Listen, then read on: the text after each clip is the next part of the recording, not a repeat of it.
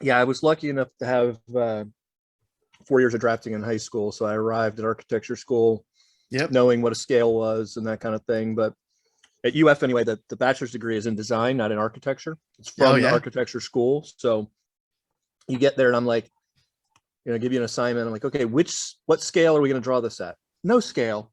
It's conceptual. I'm like, listen, I got a ruler with 6 sides on it that you can measure from either side.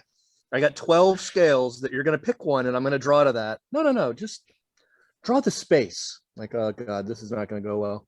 In this episode of the Construction Dorks, we welcome Rob Sloyer and Reuben Gill to talk about the challenges of taking on the unorthodox position that is BIM slash technology slash IT slash innovation slash VDC slash whatever else digital we feel like adding to it, and how to turn that position into a career path that can move you forward in construction.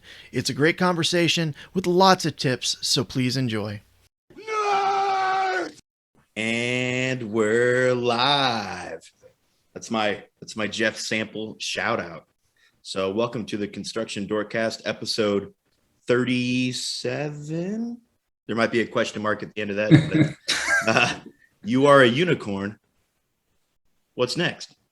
Right? So joining us here today, we got the short dork staff. It's myself and Jonathan Marsh, and we are joined by Rob Sloyer and Reuben Gill. So before we get to the guests, John, I'm going to ask you, what are you drinking here, man? Well, I am unfortunately, I have to work after this too. So I went in and I looked around and I found Not Your Mama's Joe, which is a local, but it's a coffee moonshine. And it's not a little bit of caffeine. It's a wake you up for the next 3 years level of caffeine. So I'm going to get steadily more hype as we move through. But that's what I am drinking today. How about you, Trent, man? What are you up to? You know what? I'm going to be boring. All I've got is a Dr. Pepper. I got a little Dr. Pepper Cherry Zero in here.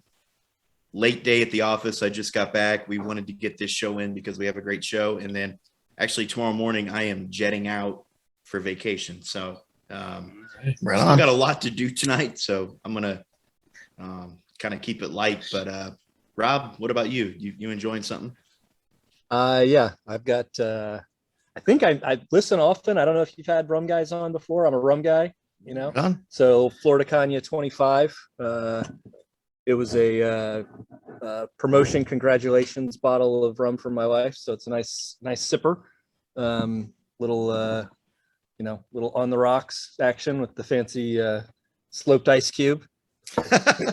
Beautiful. Nice. So before we go to Reuben though, Rob, why don't you tell the audience a little about yourself, who you are, what you do? Sure. I'm Rob Sloyer. I'm the Vice President of Innovation and Strategic Services at Cass Construction. Langiza likes to say it's another title that doesn't mean anything because it's made up. So we are a GC out of South Florida. We primarily do condos, hotels, apartments, that kind of thing. We've got a fair amount of other types of work, government stuff and that kind of thing. I've been at Cast for 6 years this month and been in the business about 21 years, all in South Florida, working for couple of different GCs over the years. And my department now is responsible for BIM, all the other construction technology related stuff, anything IT doesn't want to do, and our training and SOPs and standards. I've got a background in project management, so they trust me with the SOP stuff a little bit. So we're working on improving that whenever we can. Fantastic, man. Reuben, go with drink, who you are, what you do, where you're from, what do you like, whatever the heck you want to talk about, man. What's up? He likes manly unicorns. I had a tough time finding that one. So today my drink of choice is that's hard to in front of the face. Ooh, Centauri. I'm going with a Centauri. I don't know if you've had their gin, but I know they're a Scotch, but but their gin is phenomenal, very floral. You can have it on the rocks, and that's my go-to choice lately, especially after the holidays. Took a break for 3 or 4 weeks, so it's going to be a much needed drink after a long day. Centauri's always beautiful, man. They make a vodka too now. The vodka is actually. I'll tell really you. I'll sweet. tell you what. I tried the vodka, but it doesn't hold up as well as the gin. I mean, The gin's good. yeah, it definitely holds up. I'm still doing the Aviator gin, the Deadpool gin, because it's actually really good. Aviator's Try it. You can't go wrong. I mean, put it on Yeah. the rocks, and I can do that with Hendrix. So it's a great. Before we go too much farther, though, Reuben, who are you? What do you do? So my name's Reuben Gill, and as far as history, I think it's part of the conversation today where I've had my history. I did 8 years in architecture, so I graduated from University of Florida, an architecture degree, and did 8 years with a prominent firm down in Miami. Spent like 3 or 4 years in Dubai, so I've done all types of design, from every type of scale. Then spent another 8 years for a GC. Also very prominent GC, Moss Construction down here in Miami, Florida. And then now I'm with an owner, developer, builder, Mill Creek Residential. And we do about 5,800 units a year, give and take. And, as an owner, developer, builder, you take a different approach to everything. And, it goes beyond kind of what you're used to from the VDC side. So that's, and then, I'm VDC manager. Hopefully there's a promotion this year, and, in all aspects, it's not just on the BIM side. We pretty much handle, they call me the innovation manager because, I'm kind of, we just fall into that category in that role where we're in charge of everything, every time someone reaches out to us, every time we see a startup, every type of technology we see. So I do my best to implement that and explore within the teams, what makes sense to use or not use. So that's basically it. I mean, yeah, that's it, right? Yeah, that's it. Yeah, this conversation will evolve eventually. My gosh, yeah, in the next hour. I'm excited to see which direction this goes, but I think it's going to be a pretty common theme for a lot of people that do what we do. I mean, you're seeing this role, whatever you want to call it, is evolving to the point where it's so much to the project. I mean, your name, your number is called for just about anything as related to the jobs that you're doing. So I think when this show came together, we were pretty excited to talk about this, and I can see John's kind of chomping at the bit. So I'm going to let him field the first question, and let's get this topic rolling. Yeah, for those of you out there to understand this particular show, we were watching, or Jeff Sample did a little snippet out of BIM and Beers, the Slack BIM and Beers, of this back and forth between the two of you, talking about sort of the fact that you sort of you graduate into this BIM role, usually because you're talented at drafting or at BIM or at coordination or one of those things, and it kind of throws you off of those traditional sort of traditional ladders, I would call it. Like you don't just go from junior PM to PM to, VP or to whatever. There's really not that in BIM. It's a totally separate thing. And this happens in technology all the time, but you guys kind of went back and forth and talked about it a little bit. So Rob, I'm going to kick it over to you first. Kind of outline for us what you're seeing as these people sort of enter BIM and are looking upward and saying, where in the world do I go? What is the track for me as a BIM guy here at, whatever GC? Yeah, I mean, I got voluntold to be the BIM guy in 2009. Like you said, they saw a need. They knew I had an architecture bachelor's degree.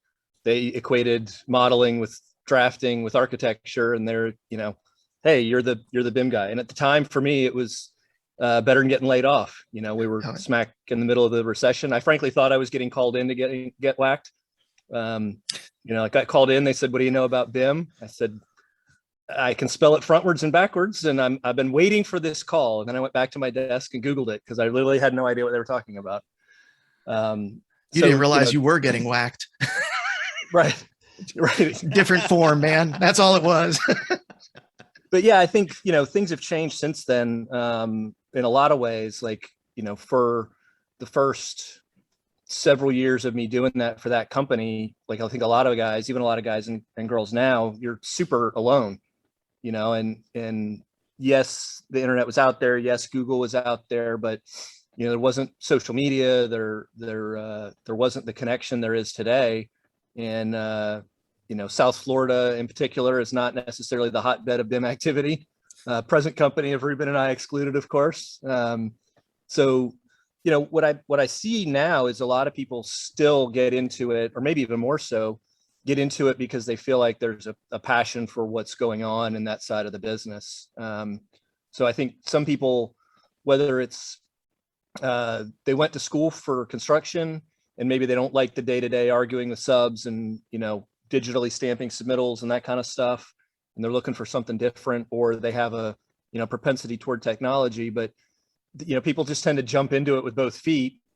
You know, oh yeah, that looks cool. I want to go do that. And then, you know, a year, 2 years into it, they start looking around and going, well, wait a minute. You know, I was made the VDC manager. What the hell does step 2 look like? You know, and I'm kind of fortunate now. My department is me and 3 other folks. We're looking to hire at least one more, you know, VDC person, probably 2 in the next 6 months, like everybody else, I guess, right now. But it's really nice to have them have the opportunity to talk amongst themselves, have other people to interact with. You know, we didn't have that. Those of us that started 10, 20 years ago didn't have that. So I really enjoy seeing that for them. But the question, you know, we just did annual reviews. The questions come up like, okay, what's next? What's next? You know, and a lot of those questions revolve around like, hey, when are you going to get out of the way? Right. Because sooner or later, people figure out that their path to promotion is either their boss has got to get promoted or they got to assassinate him or whatever. Yeah. So it's that, you know, people are, I think, getting into it largely for the passion and then trying to figure out how to navigate the future. And unfortunately, I would say the skills that you need to get the job and do the job are not the things you necessarily need to be doing to, you know, get ahead and show value in the industry, which to me is the key to getting ahead. Certainly was like a huge part of it. Reuben, how did, you know, he kind of gave a little bit of his background, how he got into this too. What do you think about that? How did you get into it? What are you seeing with the people below you? Or, you know, I mean, are they waiting until you get knocked off so that they can get promoted, Reuben? No, I mean, you know, I think as a synopsis, we can sit down and say, a lot of times people ask me like, hey, how did you get to where you are and what you do? And it's difficult because, you know, there's really no BIM school. You know, some days I sit down and say, man, I'm going to start a BIM university or something, you know, instead of a consulting company or, you know, whatever, you know, we decide to do. But at the end of the day, you know, sometimes people say, hey, what do you do for a living? And sometimes, you know, a simple explanation is I'm a problem solver. Because at the end of the day, you know, really that's what we are. We're using different methods and different tools. But it's as simple as, you know, the other day I started a new project and I had probably a superintendent. You know, I make best use of my teams and the superintendent, project manager, make sure everybody attends. It's not just a typical meeting, maybe that BIM people are involved, because they provide the most value. And there's this older gentleman, he's like, I just got gray hair, I'm just here to watch. And I said, you know, that's not accurate. You know, what happens is, you know, after a couple of weeks, you'll start, you know, giving your input and feedback. And, you know, we got to make use of some of the people in the industry that have been around for some time and have all this knowledge. And whether or not, you know, it's something that we were in a light board and we're overlaying CAD files. Right now, we're just using different methods and technology, and, you know, we still need the experience. You know, I actually dug around some of my books for this show, and I have it right here. And you know, I'm hoping this podcast could be as educational as it is us complaining about what's the next step in our career. But I actually brought this book out, which I don't know if you guys ever had it. It's literally called Blueprint Reading.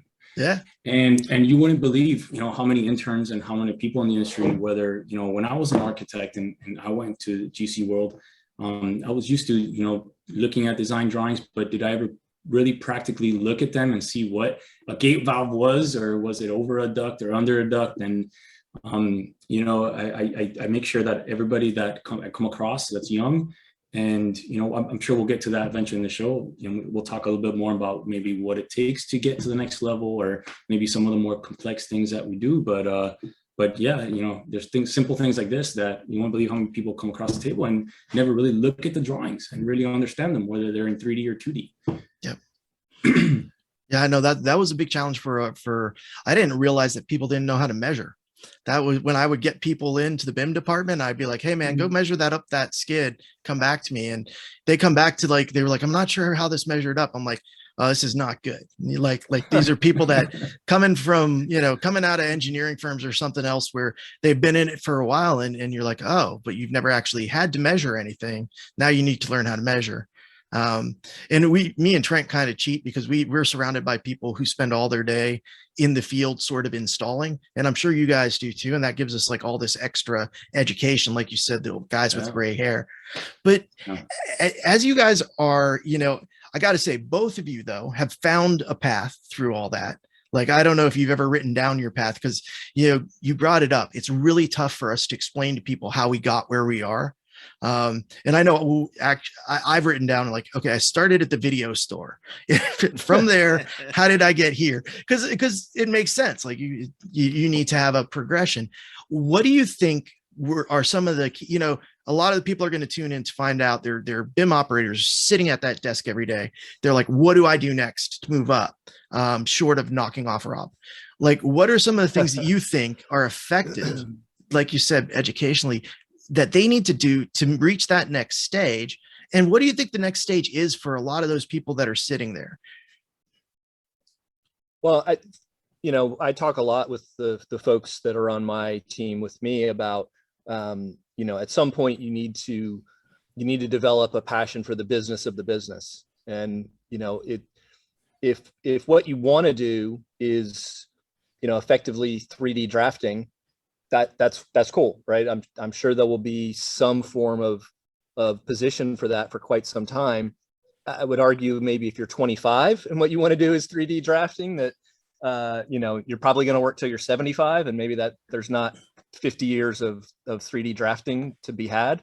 But to me, it's what I think has worked well for me is just that natural curiosity about the business of the business, and anytime I had an opportunity that somebody put something in front of me or, found something on a server that I wasn't supposed to see or whatever it may be, digging in and trying to understand, like, why is that, there's decisions that people above us make that maybe don't make sense to us at the time, and you sit in the trailer around the water cooler in the office and everybody goes, that's a dumbass decision. All right, well, homie's making 400 grand a year. I don't know that he's like, made a habit of making dumb decisions. Try to understand what led to that decision. And it's usually, for me anyway, it's always come back to that business of the business piece of it, and understanding what your boss values, but also what your boss's boss values, because that's really going to inform, what matters to them in that company. And look, you may find that out and go, geez, all these guys care about is like buying a boat and golfing, and that's not really what I want to do, which is cool, but I think better to find that out and either figure out how to navigate that environment for yourself or decide to go look somewhere else, Right on. Yeah. I think that's a great point. It's a really good point. You know what, Reuben, I'll let you continue before I. Yeah, no problem. So, this question can go a couple of routes. At first, I tend to think of it that, in order for you to look where your career path is going, I tend to saw it sometimes as just analyzing business process, because if you want to, at the end of the day, we got to provide our value, as an employee, as a department, however, just like, the business itself. When we talk about PMs, that's its own business factor. So on the BIM side, it's very difficult to provide, your value, because at the end of the day, we're fixing things that never happened. So, how do you tell someone I saved you $2 million a year? I want a $80,000 bonus. So, how do you really prove that? And it's very difficult because some of the things that we fix from day to day, and as far as scaling, you may fix one thing, but if you caught it 10 floors up, then it's exponential sometimes. So I see a lot of times people say like, hey, everything you find or catch, it has to put an RFI value to it, but sometimes it could be exponential. There's that side of it. Then there's the other side of it when it comes to, if you're on the VDC manager side, you want to start thinking about business process. marketing initiatives, even software proposal initiatives, and start to talk to your field staff and team. And, it's not just about BIM. It's not just executing and figuring out what was wrong in the project. I'm a big proponent of starting to think of being proactive instead of reactive, where, now instead of, me chasing, our pores, I tend to now start, meeting more with our design teams. And every year I'm starting to see our teams continue to start engaging themselves more in development, pre-development. And, let's look at our risers before, the engineer starts drawing out routes. And, let's start looking at our lessons learned from past projects and why some of our chases don't work and why our mechanical closets don't work and what happens with some of our tunnel wall systems. And, we start to, inquire and start doing lessons learned. We have a big lessons learned. And, now we're starting to, when the design teams and the development teams start seeing some of the things that we're bringing to the table, then we start bringing us on board at an earlier phase. So I think it's important to start, not only seeing your value as far as being reactive and fixing some of those things, but start showing your value as a department, start showing your value as far as, how can you beat these things to the punch without everybody scrambling at the end.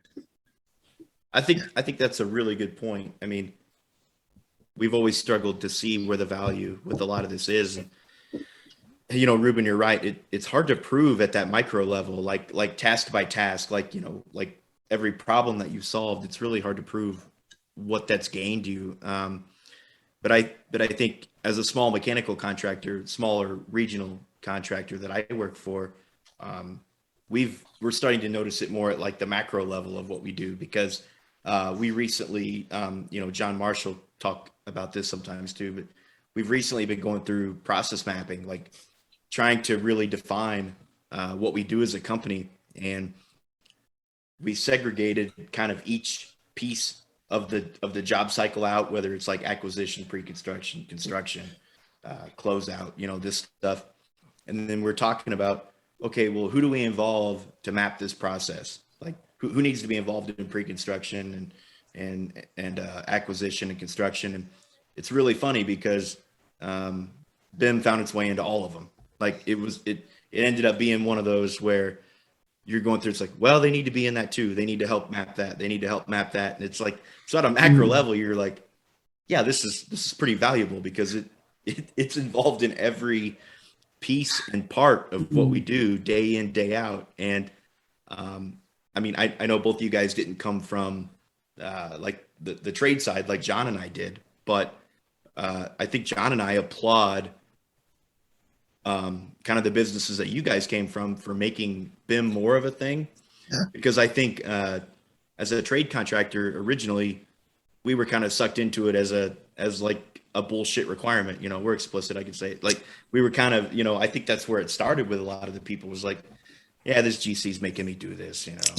I got to put it in my budget and I got to pay someone to put this together. And then, still goes on. Fast forward a lot. 10. No, it does still go on, sure. But for those of us that really figured it out, 10, 12 years later, we're sitting here like,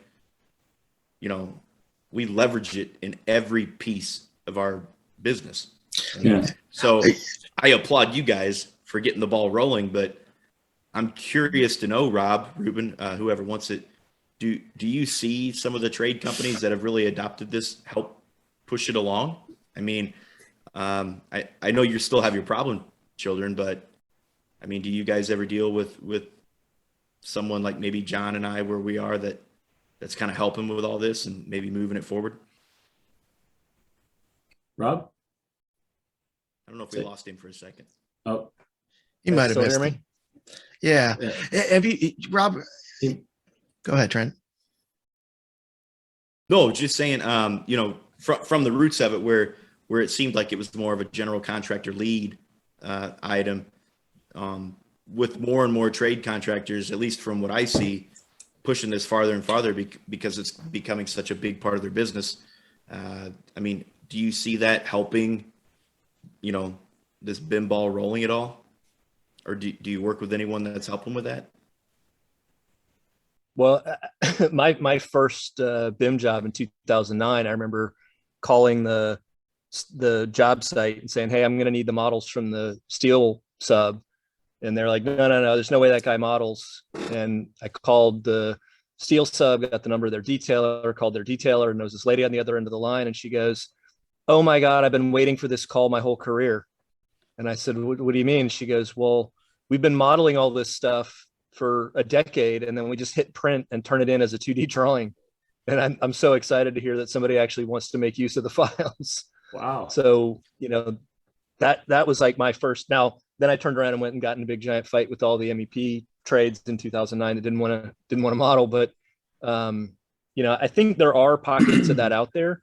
I think, Reuben's kind of spends a lot of time in the multifamily market like I do, and in Florida like I do. And, those aren't necessarily the hotbeds of BIM adoption necessarily. But I think we're starting to see more and more, from the trades starting to actually see the value in it, especially as labor gets harder to find in the field. That it used to be cheaper in Florida to do it over again than it was to do it right. And now they're finally starting to see the value in getting it right because they don't have the people to do it over again. Yeah, definitely. And let's be honest. I mean, at the end of the day, the conversation becomes about, you were saying earlier how we start to take on different, routes in our career path. And, fortunately enough, I think at some point I called myself an attorney because I was reading, I was doing exhibits and writing clauses, and, they're like, why don't you just reach out to the attorney and have them write that? I'm like, you have a 2-minute conversation. They have absolutely no idea what to even include in some of these. So, and I can speak in scale. We have about 50 projects maybe ongoing during the year. And when you multiply, each project and each region and each division, and you have, 4 to 5 subcontractors, it all comes down to sometimes to budget and, even being able to find some of these subcontractors in some of the regions that are proficient enough to do this. And that's sometimes where, internally, sometimes, people don't understand the effort it takes. We're not just the VDC manager. We're almost teaching, some of these early BIM guys, what to do and how to do it. And sometimes, I don't mind doing that because, we're all about building relationships with our subcontractors. So sometimes, we put in the extra effort, even though it may not go into our timesheets and it may not, get executed the right way. But, we do spend a lot of time because of our relationships, and we know we may have another project with some of these subcontractors, but I'm very educational. I put the time into teaching people how to do things and how to take the extra step to actually helping me, because I've had down the road, I've had 2 or 3 projects where, this subcontractor is actually extremely proficient and they're thanking me down the road, and, our projects are going smoothly.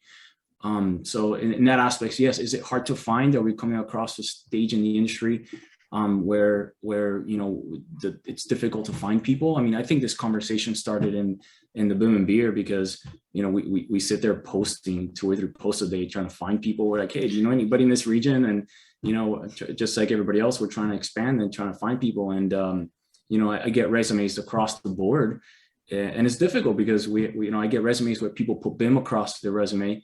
But when I actually sit down and speak to them and maybe interview them and discuss, what they've done and their proficiency of understanding systems and, what we're looking for as far as not just hitting the clash button and reviewing, each thing that comes across, the board, as you guys know, it's understanding, you can fix 10 clashes with understanding how a system works. You may be, I've seen people, clashing models and the pipes aren't sloped. And like, what are you talking about?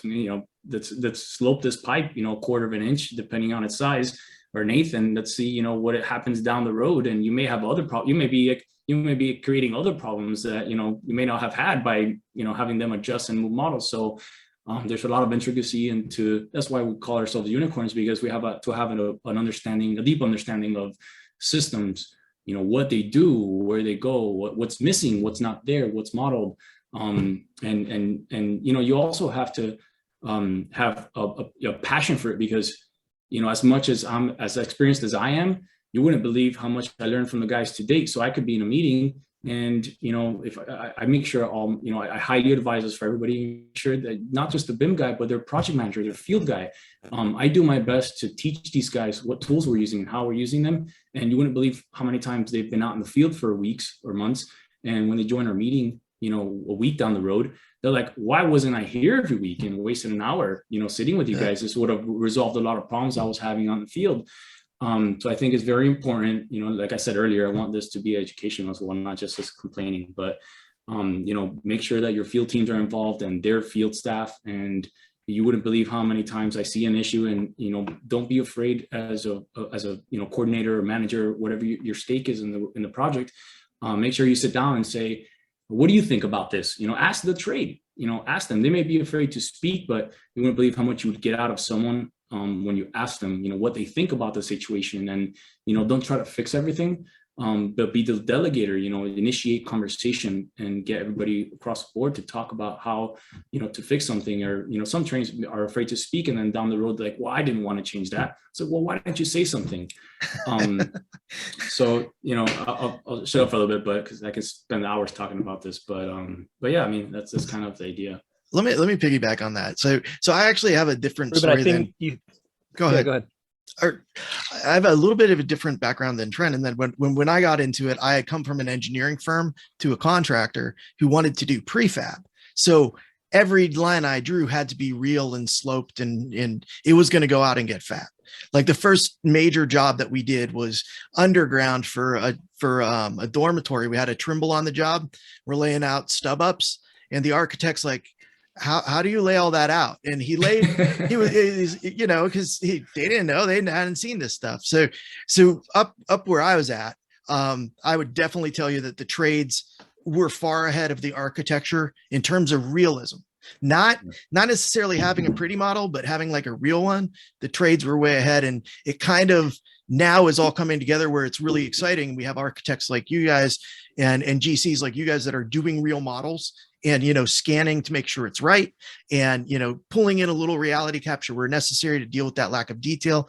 But and I would definitely agree with you, man. I think we're digital builders. I don't think we're draftsmen anymore. It took me a long time to get them to stop calling them draftsmen. I was like, don't call them draftsmen. Don't call them BIM guys. Don't call them bimbos.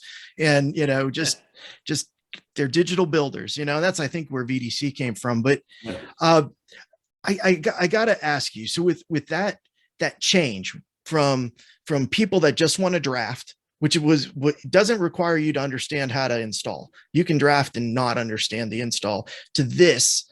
Do you think that there's more value in, like you said earlier, in having those gray-haired people pick up that torch? I think, Sal's here. Those people with experience actually building, getting them involved with the digital, process. What's your thoughts on that? Because that's where I think we should be going. Well, I think at the end of the day, what happens is that we execute and we absorb some of this process and some of this knowledge. At the end of the day is figuring out how to execute that to the next project. There's a lot of people that have massive amounts of lessons learned, and in my company themselves, we have 300 pages of lessons learned, and the challenge is, now that we've gone digital, how do you execute that? So I think what I've started to do is I've started to take some of these lessons learned and started to sketch them out, and if there's scenarios that don't work, how do you translate those lessons learned and knowledge into a 3D model? So what I'm starting to do is I'm establishing a library where, if a mechanical closet didn't work a certain way, I'm starting to build a mechanical closet that I can hand over to engineer and say, hey, listen, this is the space required. If my X vents don't work on corners, let's build in families for code requirements. I need 10 feet from my fresh air to my exhaust. I need 4 inches, from my X vents to any corners with, so what I'm starting to do is, and what I always try to educate is, as you're going through those coordination meetings, whether it's an engineer on the project staff, which is someone on your BIM team, we're not always prepared to document these things, but meetings are great. Document them and start to think about how you can take some of these lessons learned, some of these things that happen from day to day in meetings and issues, and start thinking about how you can translate those into models, into footprints, at some point, we'll turn to someone and say, they'll execute something a certain way, and Revit will tell you, no, you can't do it this way, or, these are the minimum requirements for this area, and this is what I'm looking for. After the show, you need to call me, because I actually did a lab inside of Revisto that had a Mhm. whole bunch of assemblies so that you could go in and see how to put a mixing Exactly. valve assembly together. Yeah. It's like, Because freaking go in. I do multifamily, everybody says, "Oh, well, it's easy. We're building the same thing over and over again." You say, "Whoa, wait a minute." You know, some of the high-end, private, high-rise, residential stuff. I even worked at airport. I did Miami's 280 million baggage handling system, and you wouldn't believe how sometimes multifamily is a little. We have VRF system, we have split units, we have unit types that change when they're next to each other, and I gotta give a shout out to test fit. We've been working a little bit on how to automate and generate some of these things, and I think that's the next step. The next step is to whether it's a different site or building scale, different type. It's a matter of taking these assemblies and making sure that whether there's different unit types next to each other, whether we go from 2 to 6, whether our building's more vertical, starting to think about how these assemblies, handle themselves next to each other and how to automate that. So we'll see. Working on it. We have a set of Robs available right now. That's cool. Do I have one Rob? Do I have one Rob here? Can you hear me? Yeah, well, you gotta love, right? The technology podcast wouldn't be anything without technical difficulties. Can you tell me your so I can duplicate myself like this at There work? you go, man. So This is how you get it done. Listen, you said you wanted it to be lessons learned, right? So I'm gonna pose a question to Rob number 1 then, I think, if we can. Nathan Wood had something in the chat, and I think it's a really good question, Rob. So I'm gonna pose it to you. It's I know in our space, in kind of the larger commercial industrial construction space where we work as a mechanical and plumbing contractor, we're seeing BIM become a differentiator for us, and we're winning jobs because of it, because of the way we can leverage it for fabrication. I hope you're hearing this. Hopefully you Yep. still. Okay, cool. Yeah. So, we're winning more and more projects because of it. And that does make BIM a differentiator for us.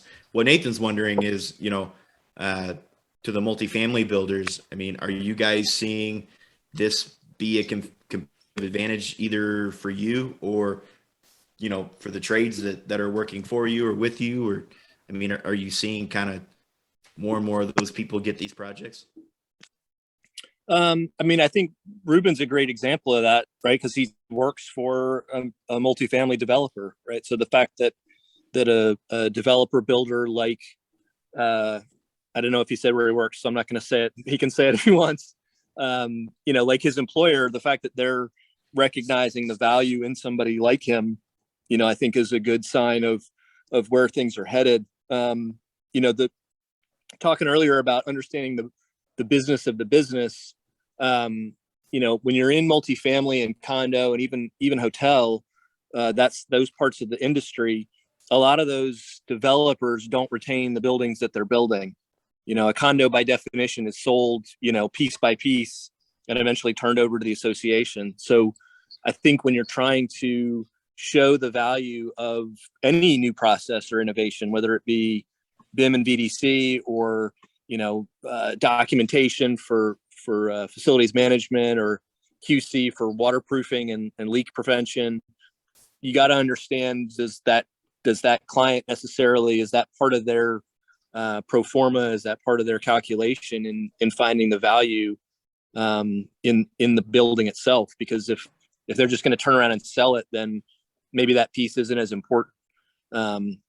So understanding things like understanding things like the pro forma, understanding things like the fact that they're probably paying for the job through borrowed money. Can you sell the process or the concept on things that are important to them? Like, hey, if we're a month late, the reason you got liquidated damages is because if we're, liquidated damages on a hospital is because they can't open and make money treating people, right? But liquidated damages on a project that's going to be sold when it's done is based on, the market value, the extending the loan out, paying interest, another month or two of interest. So appealing to them where they live and saying, look, if we can utilize BIM on this project, there may be some added upfront costs, but we're more likely to be able to truly guarantee you a completion date. We're going to get involved with your design team earlier. We're going to work out these problems before they're problems in the field. but you gotta appeal to what matters to them, I think. Sure. I have an interesting question for you, and it piggybacks on the idea of thinking about the business. So when I moved from being VDC manager to being an owner, I got to start sitting at the board meetings, and I got this cool question from the CEO once. He walks over and he says, "John, you're always talking about how we're saving all this money and you're catching all these mistakes." And he says, "Why is this not reflected in my bottom line?" And we figured out why in our case it was not reflected in the bottom line. But as you're talking to these people that want to prove their value to these companies, have you experienced the same thing where it's like, I'm catching all these mistakes, I'm making it cleaner, why are we not killing it on the bottom line? And in my case, we were actually spending our money on additional staff and equipment at a rate that exceeded the amount we were killing it, which is good. It just meant we were growing. But what happened? What do you feel about that? Or are you guys just seeing it as making it to the bottom line, and that's why you're getting promoted? I would say that one thing that I've seen in BIM and and other technologies, and I've been making this argument for a long time, is, when somebody tells me that we don't have a budget for that, BIM's not in the budget, you're going to bust the budget, you're going to eat into our fee. What else is not in the budget is 3 superintendents coming out there at the last minute, screaming and yelling at everybody with a pack and a half a day habit, 12 pack of beer, 7 alimony payments, and a truck allowance. Like, that's not in the budget either. So, I think it's important to kind of realize, and not to keep harping on it, but understanding that part of the business again and say, look, I get it, it's not in the budget, but let's look at the last 3 projects and let's look at the cost curve on that job.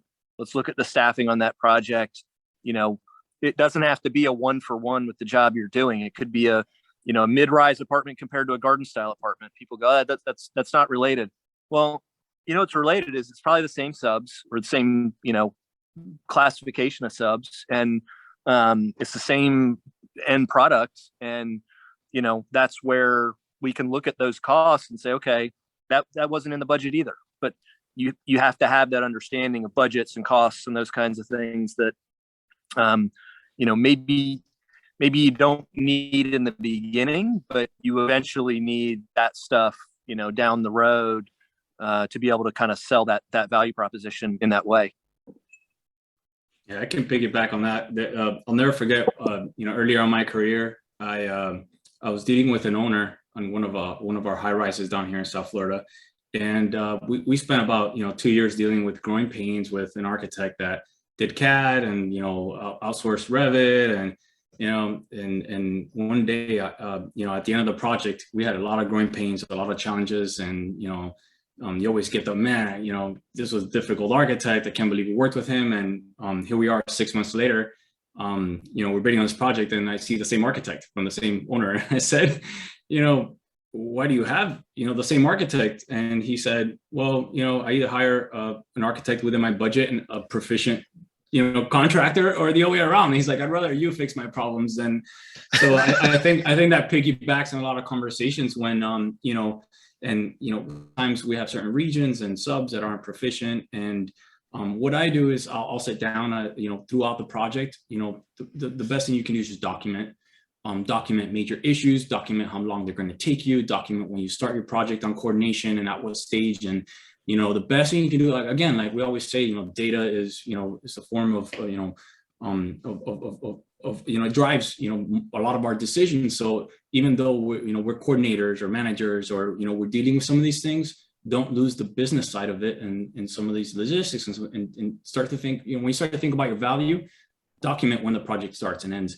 Document how long issues last, and if you have to stop coordination because you have to reevaluate VRS systems or routing, or something that wasn't done correctly from the design side, start putting and documenting all these issues, put a time frame to them, put a cost, and at the end of the project, if they went with a subcontractor that was cheaper at the end of the day because they thought that was going to be of more value, sit down and prove this value at the end and say, look, I understand that you went with probably the lowest bidder, but this is what it cost us, and these are the challenges I went through, and make that case with whoever you're dealing with. Yeah. I will say I had a couple guys that were horrible like that architect that by the time we were done with the first job, I'm like, no, we should work with them again because we just trained. I just blew my training budget on their people, you know?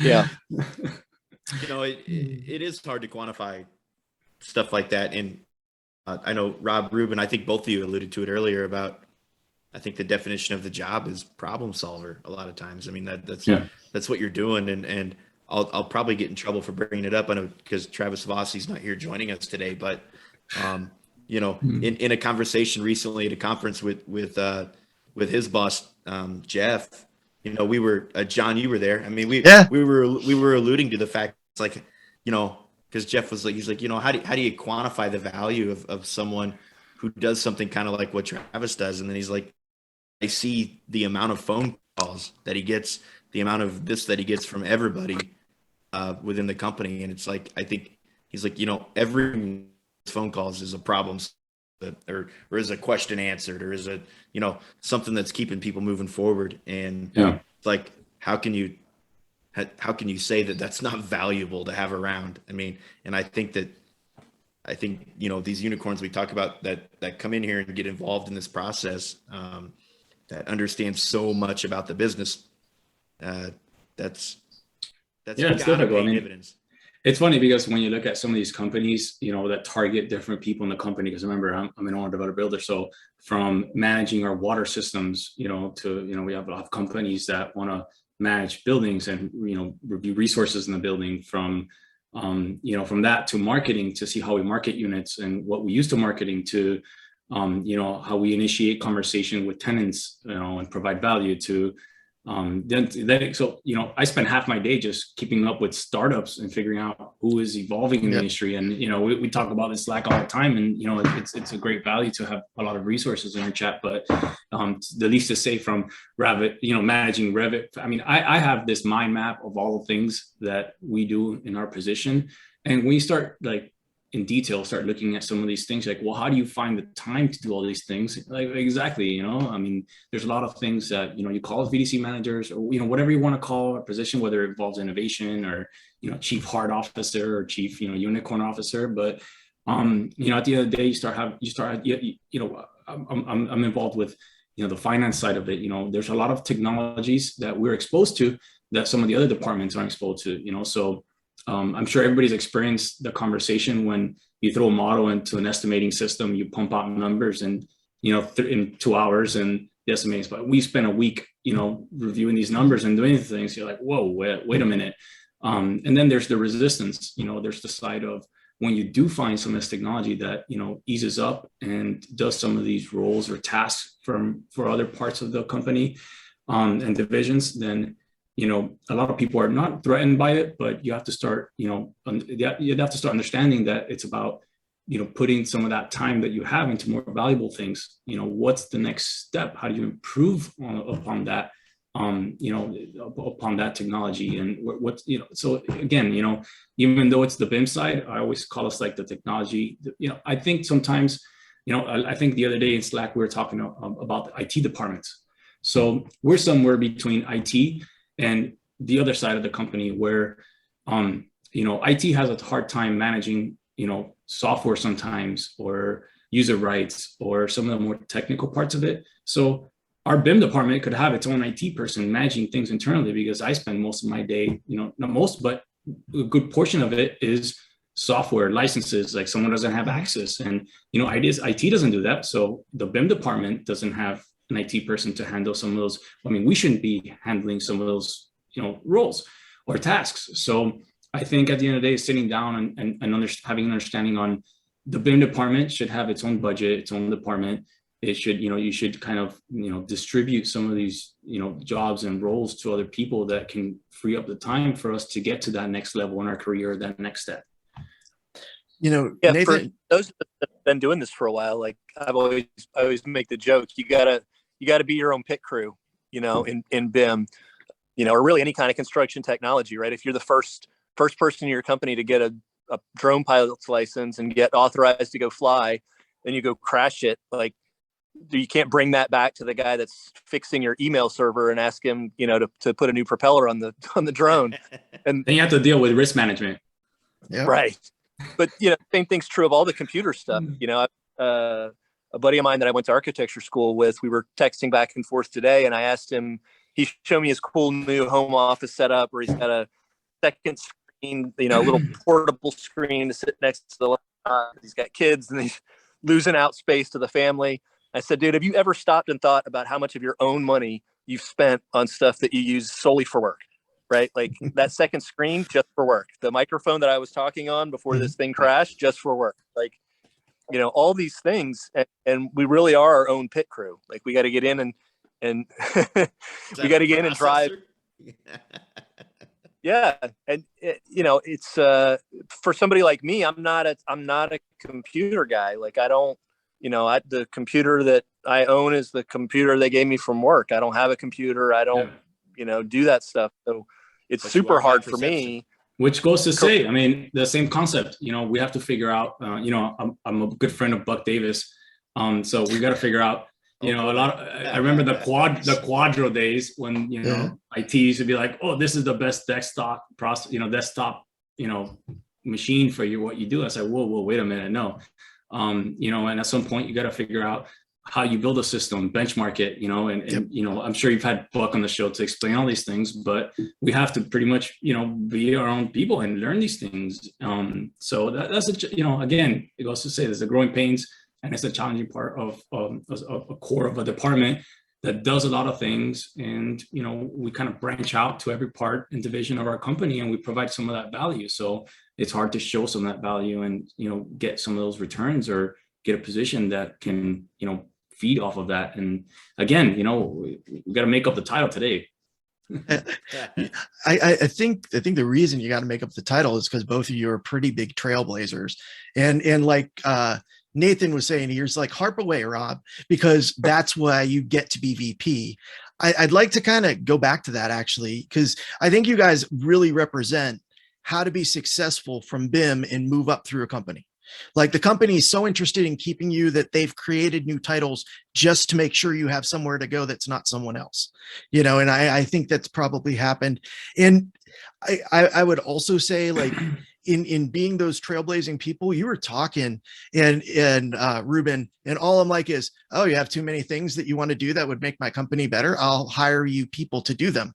Like that's why you become a manager, is not because you want to manage people. I get in resumes that say I want to be a manager. I'm like, no, that's not how it works. You need to be a Reuben and you need to want to just do everything in the world. And then you tell me you want to do everything and I'll go find you people and you can manage those people. But right. And I think we got to this conversation because that's the challenge right now. It's finding those people. It's executing and finding those people. I mean, I can't grow if I can't find, the troops to grow with me. I'm Sal's still here, and I'm with Sal.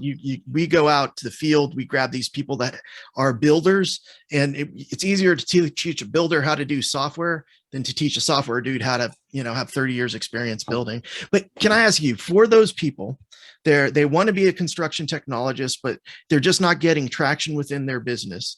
What are some things, and you've mentioned a lot of them, proving your own value.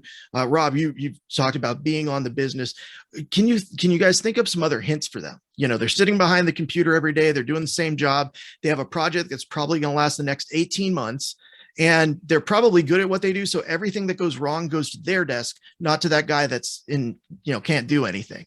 What would you tell those guys if they want to move forward, needs to be at the center of their mind? And even if you have to repeat.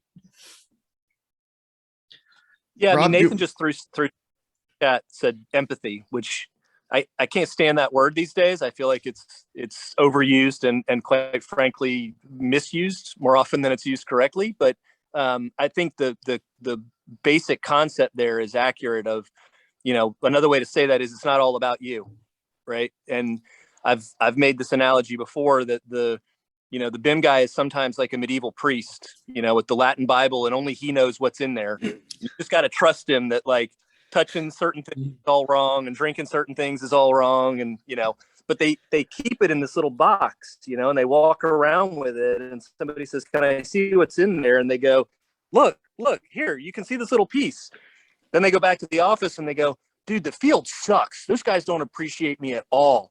They're totally not getting it. Like, well, is it the 10 people that are putting in 10-hour days that don't get it, or is it the guy that just left with his like magic box that's not getting it? So I think, I wouldn't use the word empathy. I like the whole "it's not all about you" idea, but to me, that's, if you really want to get ahead and you really want to do something, I said it earlier, you got to decide, do you want to be a 3D draftsman? And if so, that's cool. Like I might even hire you, or do you want to get ahead? Do you want to do more than that? Do you have career aspirations? And ultimately you got to, again, cliche word that's overused these days, but you got to want to serve. Our department motto is putting the project first. And it's a concept that I stole from my realtor. And I said to him one time, how the hell do you guys get these deals done? And he said, because the idea is you put the deal first. If everyone's working for the deal, then no one's working for themselves, and everyone comes out either equally screwed or equally ahead. And I think if we keep that in mind and we put the project first, then, we're automatically having a certain amount of empathy, a certain amount of understanding that it's not about us. It's about what's best for the project.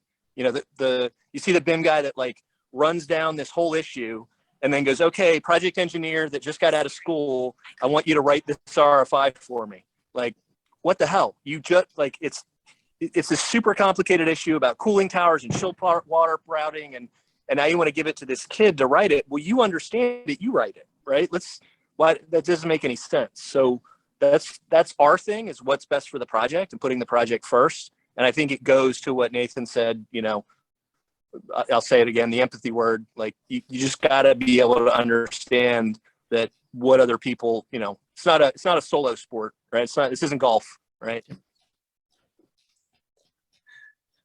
Sorry, I was reading the comments.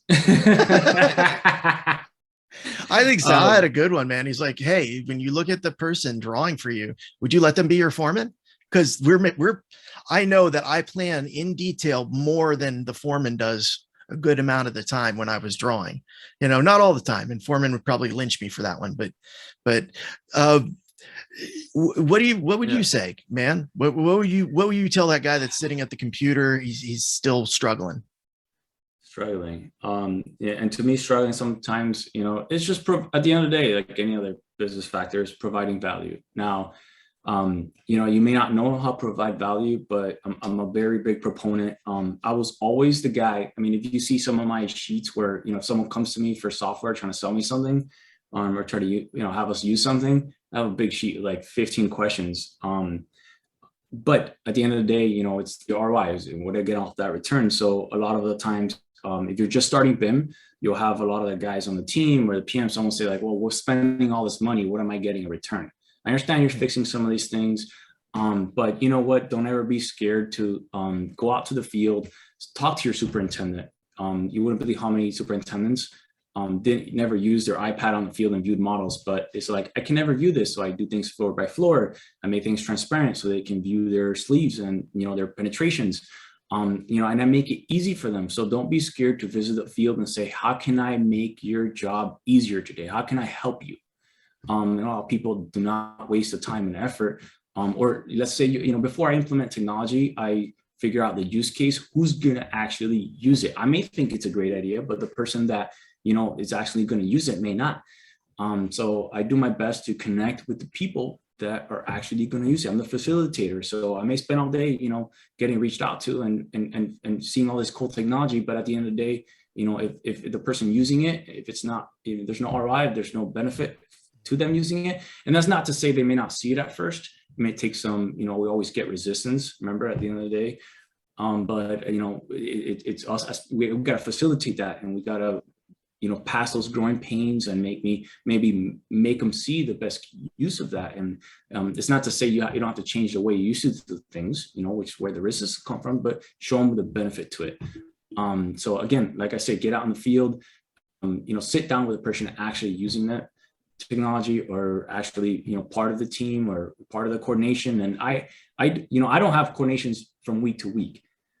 So I use my coordination meetings for that hour to figure out, what people didn't resolve from week to week. A lot of coordinators will jump onto the meeting, run clash detection, and go issue by issue. I do that throughout the week. I'll even have interns do that for me so that they can learn from that. I tell them if it's an issue or not. We'll document them, mark them up, and then I'll use the meeting for things people didn't fix so that we can figure out why they didn't fix them and make best use of everybody's time. Nobody likes to sit around for 2 hours. Yeah. So there's little things like that could improve on process, improve on time. And when people aren't sitting around for 2 hours in a coordination meeting, you wouldn't how much better use of the time you could, and then when you're actually addressing issues in the hour you have for every trade and you focus on everything, then more people get engaged, more people get involved, and that's when you get the knowledge, that's when you get the experience, that's when you get people that will provide the value and help you build these lessons learned so that it doesn't happen in the next project. Yeah, that's a great point. Being ready for that Being ready. situation, because I don't know how many times I'll compare that coordination meeting and job site visits, the same thing we're talking about, to times where I would go to the fab shop and just walk, and you're not even there for an agenda. You're just walking, and how many times the workers in there will then ask, they'll ask you a question to help with something that's clearly been an issue that they never would have asked if you weren't there in person.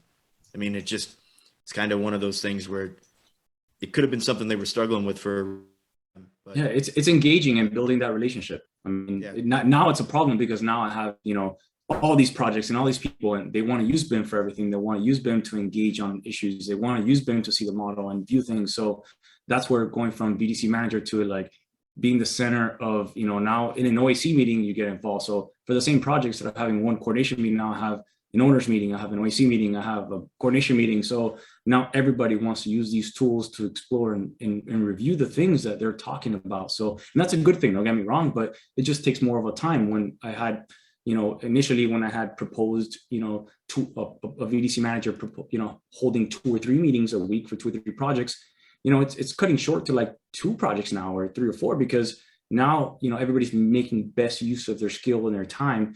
And now everybody's engaging on every RFI, every issue, and they're using all the tools disposable to them, which is a good thing. But now, now your time is growing small, and now we're trying to find more people to expand. So that's the growing pains of the challenge. Yeah. Well, guys, we're running up on the time here. Generally like to kind of close things off with just kind of the closing topic here. And, some of this got covered, but I'll kind of put you on the spot, and maybe it'll be a bit redundant and repetitive, but we talked about this unicorn and this position that you guys are describing, and what makes them successful and what makes them kind of climb the ladder, and all these things we've talked about. So I'll give you a chance to say one characteristic or one thing for somebody to study and work on that would make them successful in this role. Kind of what you think that would be, say that, and then any other closing remarks that you might have on top of that. I'll start with Rob. What do you got? Yeah, for me, it's curiosity. I mean, it's what I look for in the people that work for me. It's what, if I go out to a job site and I meet with the on-site staff and we're having a conversation and what we do, like, that's one of the list of like 10 other things that they get written off, but I think you've got to have that curiosity about what are other people doing? What are, the trades doing? What is the architect doing? I hear things all the time like, oh, that sub's a crook, or, oh, that architect's an idiot. Like, probably not. It just, you don't understand what he's doing, and what's important to him and what his workflow is, right? Do you understand the concept of billable hours and accounting for, 1/6 of an hour every day as you go through your whole day? No? Well, then maybe you don't understand what the architect's dealing with. So I think that curiosity of what's my boss do? What's my boss's boss do? What's that guy in the weird office next to me in the windows do? Like what are these people doing, and what are they contributing to the business? And what can I maybe do them to help them? Like, I get a lot of grief for being like Mr. Negativity and Mr. like bitching and moaning all the time and Mr. Angry or whatever. But like at the end of the day, I want to teach people and help people. And, I think that comes from my natural curiosity. Like, I just ask people questions. I find out what they do. And, oh my God, have you heard of this app? Oh my God, do you know about this thing? Like, oh my God, I didn't know that process was broken, right? Or like, I didn't know that link on our training center was busted, like, thanks for letting me know. Let's go fix it. Like, that curiosity is what for me just leads to everything. And I can't get enough. Like, what's that 80s movie with Number Johnny 5, like need more input, right? Like, I need to short circuit, man. I need more. There you go. I need more input. And I think just that natural curiosity has helped me a lot. And I think if you don't have that, I think just starting to try to build that natural curiosity and think about, like I said, who can you talk to that maybe you don't talk to? What do you wonder about? Having the nerve to go find somebody to ask, or digging around in the server that you're not supposed to be in until you can find the answer. But, having some natural curiosity to figure things out and to want to improve. And, at the end of the day, you just got to love the business. I mean, you see why a lot of guys leave the industry to go to the technology side, because there's not that future path laid out for them.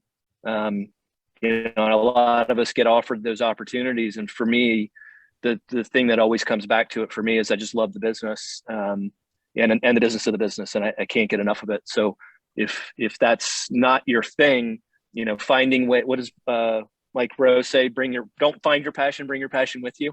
I think that for me, that's that curiosity. That's the passion. And so that would be my trait that everyone either needs to have or learn to build, is some curiosity. All right. So curiosity, there's the one. Reuben, what's another one? What do you got? Man, it's hard. It's hard to follow up on that, because I can't disagree with anything that Rob said. This goes back to, at my early days, I had read a book by Mark Cuban. It was How to Win at the Sport of Business. And it was funny to see him lose, basically bankrupt and build it again. But I think that was a good basis for just, don't be scared. Don't try to be. I've tried to learn how to code and do Python and do Dynamo, and I think kind of we fall into that route where we want to improve on process. But if you want to move in your career, you have to think about how to know just enough to hire someone that excels. Yeah. I think we're all like-minded in this group, because I don't think we would be where we're at today if we weren't that passionate about what we do. But don't be too passionate where you get like pigeonholed and then you can't move up to another position. So my advice is to, learn just enough to know enough to hire someone that's passionate and knows enough, to excel, and understand character and understand, what it's required to excel that position, so that they can kind of overtake that, and it allows you to free up some of your time to move up to another role. That's Right on. Phenomenal advice. Yeah, for sure. Well, we're out of time, and so I'm going to close it out. It's been great to talk to you guys, and remember that for everybody out there, that these conversations are taking place on BIM and Beers all the time. So there's a Slack that honestly I don't spend enough time on. So maybe if you're, I see some of our old ExtraCAD people have already left, but maybe if you're used to ExtraCAD, you could, move over to Slack, move over to BIM and Beers, or join the CPC Slack or some construction dork Slack and get talking to some other unicorns. So Trent, you want to take us out of here? Yeah, I mean, this has been fantastic, and Reuben and Rob, couldn't thank you enough for joining with us here, and thanks for having us. And even to the attendees out, I see we still got DJ and Nathan. They're hanging out to the end, I'm sure. Are they regulars? I'm gonna start hopping in here. I mean, I would call them regular-ish. Yeah. I mean, but they know they're waiting here for the end. We're close out of here, and we'll probably even have some banter after this. But to close the show out, we'll I guess, John, this has been episode 37, right? 37, 38. It's probably like 42. We have no idea. Just say 37 and a half. We're going to say 37 and a half. Have a good one all.